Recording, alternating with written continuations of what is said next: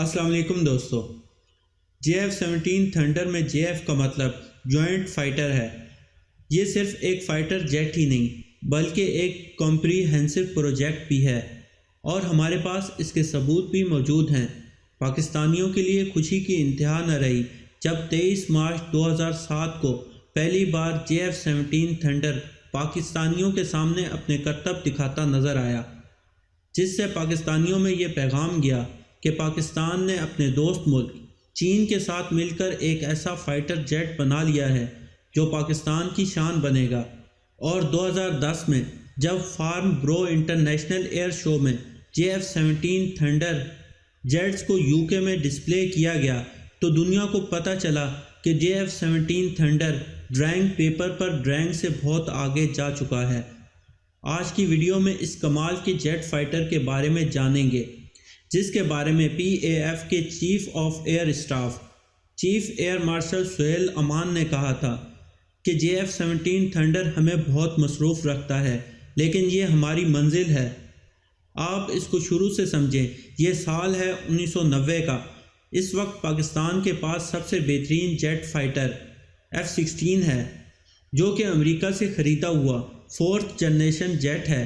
اس کے علاوہ ڈسالٹ میراج N5 ہے جو کہ 2nd جنریشن جیٹس ہیں، اور F-7 جو کہ چائنیز ہیں، اور وہ بھی 3rd جنریشن کا۔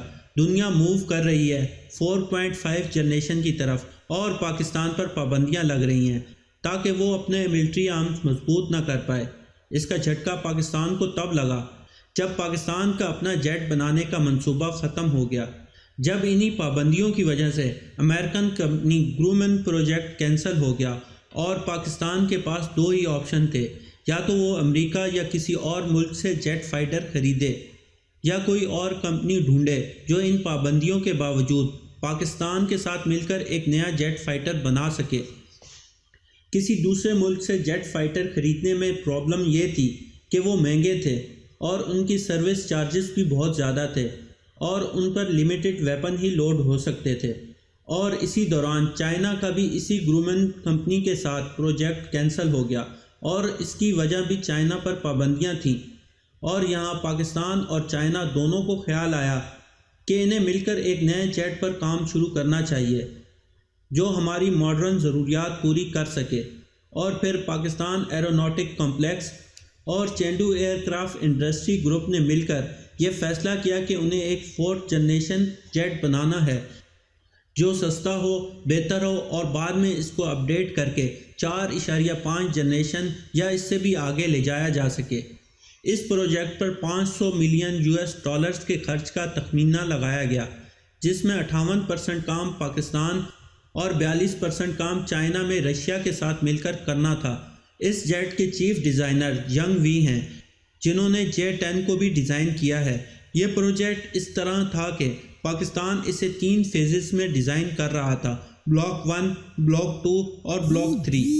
بلاک 1 کے دوران پاکستان یہ چاہتا تھا کہ وہ 50 جیٹ مینوفیکچر کرے، اور سرچ کر کے دنیا کی ایڈوانسمنٹ کو دیکھ کر بلاک 2 کے ساتھ 50 جیٹ بنائے جائیں، اور ان سے سیکھ کر ریسرچ کر کے بلاک 3 کے جیٹ بنائے جائیں۔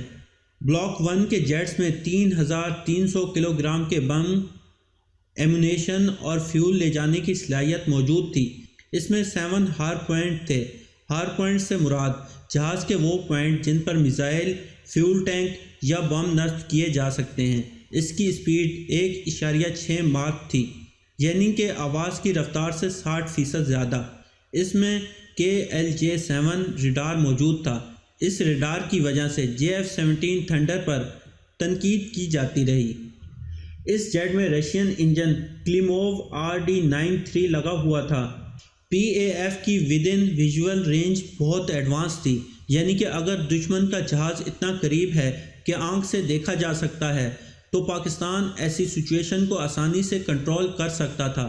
لیکن ٹیکنالوجی کے ایڈوانس ہو جانے کی وجہ سے اب بیونڈ ویژول رینج میزائل بھی موجود تھے، یعنی کہ ایک جہاز کو اتنی دور سے بھی نشانہ بنایا جا سکتا تھا کہ وہ اس کو دیکھ بھی نہیں سکتا تھا۔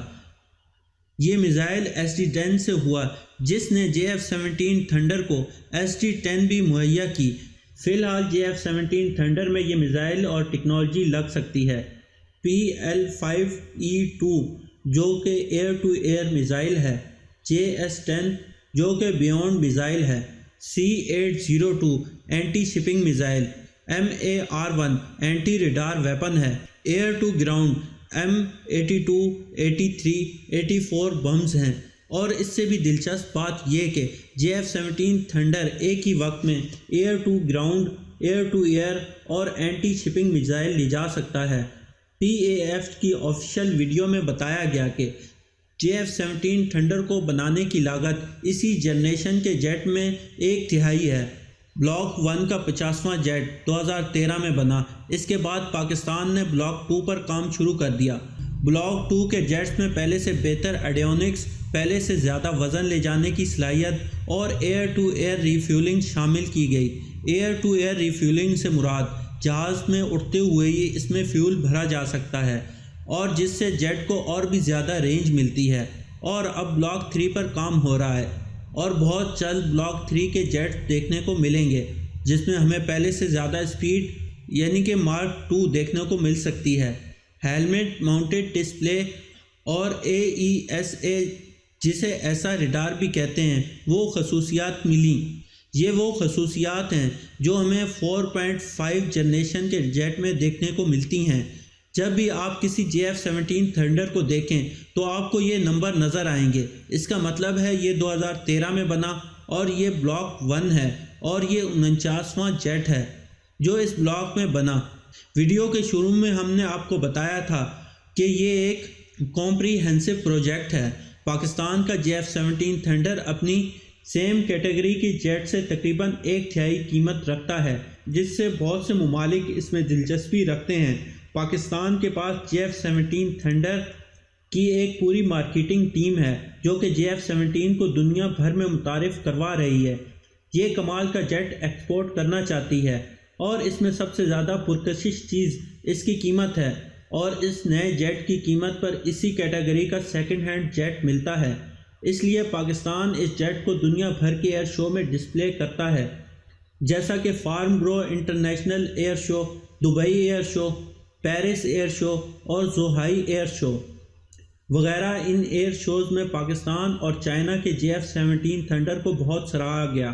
سورس کے مطابق میانمار نے 16 جیٹس آرڈر کیے ہیں، آذربائیجان نے 3 جیٹس آرڈر کیے ہیں۔ اس کے علاوہ بہت سی نیوز ویب سائٹس کے مطابق سری لنکا، سعودی عربیہ، آذربائیجان، ترکمانستان وغیرہ JF-17 تھنڈر میں دلچسپی رکھتے ہیں۔ تو پاکستان نے ایک شارٹ کٹ اپنانے کے بجائے مکمل ریسرچ اور ڈیولپمنٹ خود کرنے کے رشین انجن کو چائنیز ٹیکنالوجی اور ڈیزائن سے ملا کر پاکستان میں رکھ کر ایکسپیرینس حاصل کیا اور اب وہ یہ جیٹ بیچنے کی کوشش کر رہا ہے۔ تو دوستو یہ تھی ہماری آج کی ویڈیو۔ اگر آپ کو ویڈیو پسند آئی ہو تو اسے لائک اور شیئر کریں اور ہمارا چینل سبسکرائب کرتے ہوئے ساتھ موجود گھنٹی کا بٹن دبا دیں۔ شکریہ۔